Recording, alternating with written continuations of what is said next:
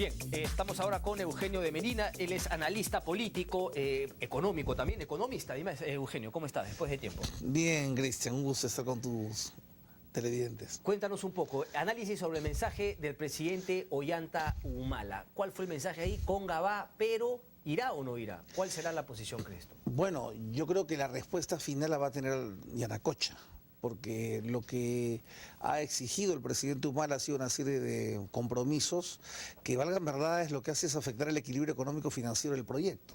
Es decir, los 10.000 puestos adicionales, la garantía de 4 veces el agua prometida, el no utilizar determinadas lagunas para depósitos, va a encarecer el proyecto. Yo, por lo que estoy percibiendo, Yanacocha va a acceder al final porque los márgenes de rentabilidad son, creo, suficientes para sostener ese tipo de compromisos, ¿no? O sea, creo que Conga va a tener que ir, ¿no? Ya tomó una decisión el gobierno, creo que ha hecho bien de esperar el peritaje.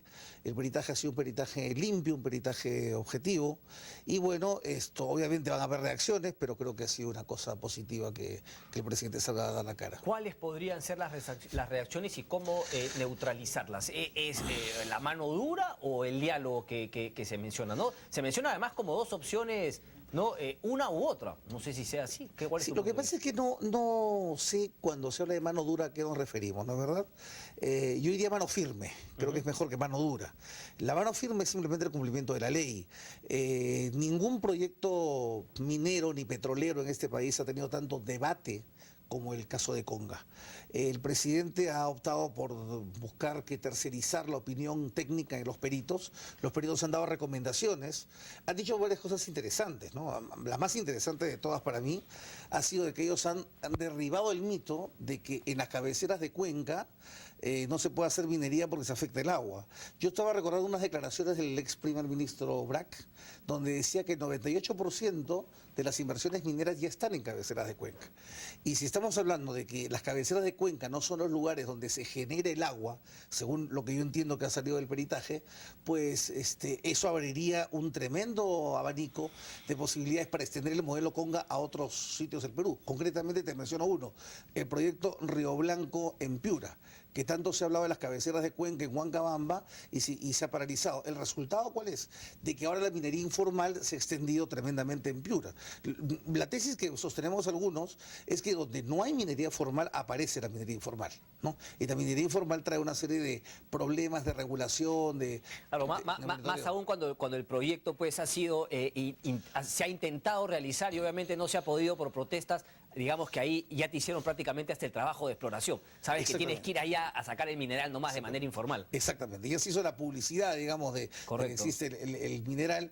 Y por eso te digo, ¿no? Ahora, yo creo que hay varias cosas que el gobierno no se ha tomado la molestia en explicar, ¿no? ¿Cuáles, por ejemplo? Y yo la verdad que yo ¿Siempre hablando del peritaje?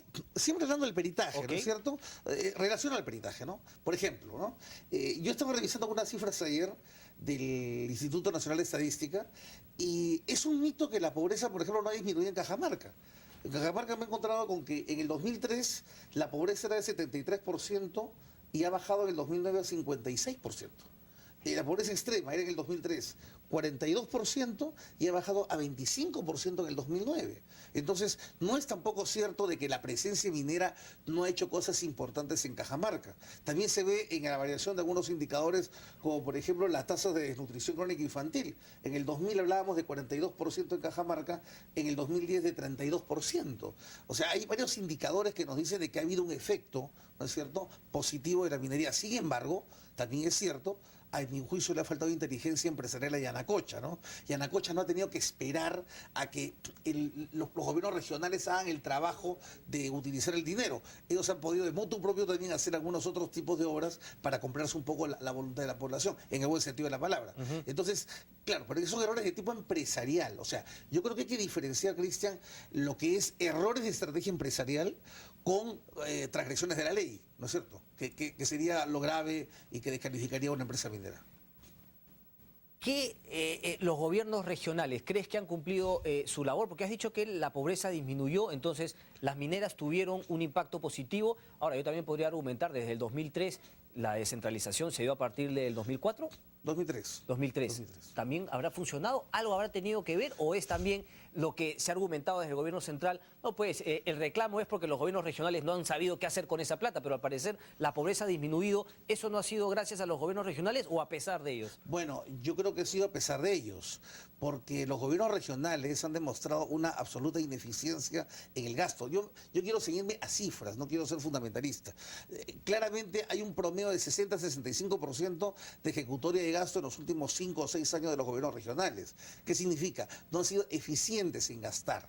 No hay mucha burocracia, hay mucha ausencia de cuadros técnicos, hay mucha política ¿Cómo se ha regional. materializado entonces esa reducción de pobreza? Bueno, se ha materializado desde mi punto de vista en los impactos que la inversión privada genera. No te voy a tener que explicar a ti que la inversión privada no solamente tiene un impacto en los trabajadores que contrata, sino en los elaboramientos económicos que va generando alrededor de una sociedad que esté en un territorio. Por eso a mí me dio mucha risa cuando... Pero eso para que se haya dado ha tenido que venir seguramente junto con saneamiento, con mayores carreteras, con ese tipo de cosas, o eso igual no se ha dado, el sector privado hizo algunas de esas cosas que le correspondía al gobierno. Claro, es que por eso te digo, no estamos diciendo que se ha reducido a 10%, se han entre 40 y 25%, ¿no es cierto? Pero yo te pongo un ejemplo. La solución del problema de Cajamarca no debe pasar en agua potable, no debe ser superior a la de Piura. En Piura la solución pasa por 350 millones de dólares. Esa es la cantidad que, según el ministro Castilla, tiene de saldos embalsados el gobierno regional de Cajamarca en Canon. Imagínate tú. 1.000 millones de soles fue la cifra que lanzó el ministro Castilla hace unas semanas. Eso es lo que tiene de saldos no gastados. Entonces, solamente con esos saldos no gastados se podría resolver el déficit de infraestructura, por ejemplo, en agua potable, ¿no? Si es que Cajamarca se comportara igual que Piura, que son de departamentos aledaños. O sea, hay un dinero que no se está usando y que no lo puede usar Yanacocha. Ahora, yo creo sinceramente, aprovecho tu programa para decir lo siguiente, creo que hay que reformular totalmente la manera en que se maneja el canon. Yo no creo que hay que dejar que solamente los gobiernos regionales o las municipalidades manejen el canon. La empresa podría, por ejemplo, llegar a un acuerdo con la población y decir qué parte de este canon quieren que lo maneje el Estado y qué parte quieren hacer un trato directo conmigo. Yo les puedo poner las carreteras, las escuelas, las universidades que ustedes quieren. Y eso es parte de lo que aportan. Pero se garantizan de que su dinero... ¿Y luego quién fiscaliza a la empresa si es que...? Pero es que lo podría fiscalizar la PCM o lo podría fiscalizar cada ministerio de acuerdo al tipo de obra que haga. Ahora, eso no es un parche, porque seamos realistas, ¿no? En un país que aspira a ser del primer mundo, etcétera, etcétera, el Estado no debería dejar ese tipo de cosas. Eso muestra la ineficiencia del Estado. Sí, pero es que antes de ser el primer mundo hay que ser el tercero. Perdóname la sinceridad, ¿no?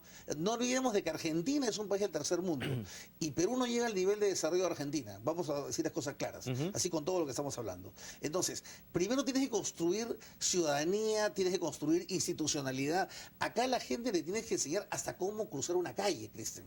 Acá no estamos hablando de que tienes que enseñarle cómo auditar a un Senado o una Cámara de Representantes. Entonces, hay que invertir en educación, por ejemplo. Por decirte un ejemplo, a mí me encantaría que cualquier sobrecanon que quiere poner el presidente o Fondo Social Minero o como le quiera llamar, fuera exclusivamente a mejorar la educación en el Perú o a mejorar los sistemas de agua. Concreto, nada más a eso, que no vaya a otra cosa, porque de nada sirve hacer estos cálculos que algunos economistas hacen de que si se le hubiera puesto el sobreimpuesto hace 5 años, hubiéramos tenido plata para no sé qué. Esa es aritmética barata, eso no es economía. La economía es decir, si voy a sobrecargar un sector que hoy es superavitario, ¿cómo hago para que este boom que estoy disfrutando lo pueda convertir en un beneficio de largo plazo? ¿Y qué cosa Hay que invertirlo bien, pues. Exacto. ¿Qué cosa puedes invertir mejor en el Perú que invertir en una verdadera revolución de la educación? Y no me estoy refiriendo a mejorar los sueldos de los maestros, me estoy refiriendo a rehacer toda la educación, ¿no? Y convertirla ahí sí en una educación que por lo menos compita con países del tercer mundo como Chile, ¿no? Que está llegando al segundo, porque si estamos pensando en Alemania tenemos todavía que recorrer un camino más largo, ¿no? Nota que, por ejemplo, en el Perú, a diferencia de Chile, nunca se ha hecho una huelga de la educación para mejorar el nivel educativo. Siempre se ha hecho para mejorar los sueldos de los maestros. ¿no? Ahí Reforma tienes un educativa, bueno, indicativo. lo que son reformas, hasta ahora ya van, creo que 3 gobiernos que no hacen ninguna No, importante, perdóname, cuando yo estudiaba en la época de Velasco en el colegio se logró una reforma educativa, ¿ya? Y desde ese entonces la educación ha venido cayendo y decayendo. Entonces es necesario hacer un corte, como se hizo en algún momento con el tema de las comunicaciones. Estábamos hastiados de las malas comunicaciones, se hizo una decisión radical y ahora tenemos un sistema de comunicaciones buenísimo. Eso mismo podemos hacer con la educación, ya lo han hecho otros países. Necesitamos fondos, los fondos están en la minería, pero si vamos a utilizar esos fondos para financiar más programas sociales que son ineficientes y que son huecos donde se va el dinero, no estamos... Pero ¿crees que usando algunos nada. programas sociales son necesarios o no? Y yo creo que todos los programas sociales son necesarios en un país donde la gente se muere de hambre. Ok. Pero creo que es imprescindible que cuando pensemos en hacer más programas sociales, nos preocupemos primero en que los que ya estamos haciendo los manejemos mejor. O sea, ¿cómo podemos generar más programas? O sea, es como ponerle más dinero bueno al dinero malo, ¿no? Nadie mete dinero bueno en un negocio que está viniéndose abajo, y eso es lo que ha ocurrido con los programas sociales. Hablaste de un tema, un precedente importante que se sentaría con el tema de Conga, con este peritaje, que es, se rompe el mito de las cabeceras de Cuenca. Ahora, yo te pregunto, ¿qué otros precedentes negativos se van a sentar tras este tema de Conga? Y te lo pregunto acá, porque puede ser que muchas ciudades pidan peritaje también a todo estudio de impacto ambiental. Ah, pero así va a ser, no creas que no, porque lo interesante de este proceso de Conga ha sido que nos hemos sentado por primera vez a repensar el tema de la minería. Por eso yo creo que si dejamos que eso simplemente quede en O sea, Conga... no hay mal que por bien no venga, me está Exacto. diciendo. Pero ahí viene la muñeca política del presidente. Si el presidente piensa, y me preocupan en ese sentido las declaraciones del primer ministro Valdés, que alguna vez dijo hay que resolver cada caso por separado. No, yo no estoy de acuerdo. Si no, yo diría, debemos tomar Conga como un precedente para todo Sí. para toda una política minera. Y bueno, las conclusiones que valen para Cajamarca, que valgan para Piura, que valgan para Madre de Dios, que valgan para Lima. De lo contrario, lo que vamos a tener es que el mensaje que damos es: pedir un peritaje es como cerrar una carretera. Entonces, si quiero que me den más agua, que me garanticen más empleos, etcétera, pidamos un peritaje. ¿Cómo pedimos el peritaje? Haciendo una Vamos a la revuelta protesta, en diferentes lugares. Entonces, ¿cómo se debe, digamos, incluir lo que ha pasado en Conga para el futuro de la minería? Y yo pienso en temas concretos, ¿no? ¿Cómo hacer que el estudio de impacto ambiental, solamente el estudio de impacto ambiental, sin peritaje, se gane la confianza de la población? ¿Cómo institucionalizar todas estas cosas que han surgido de este Conga? Bueno, a mí me parece que la solución tendría que pasar porque cada estudio de impacto ambiental, digamos, para hacer un solo gasto, ¿no?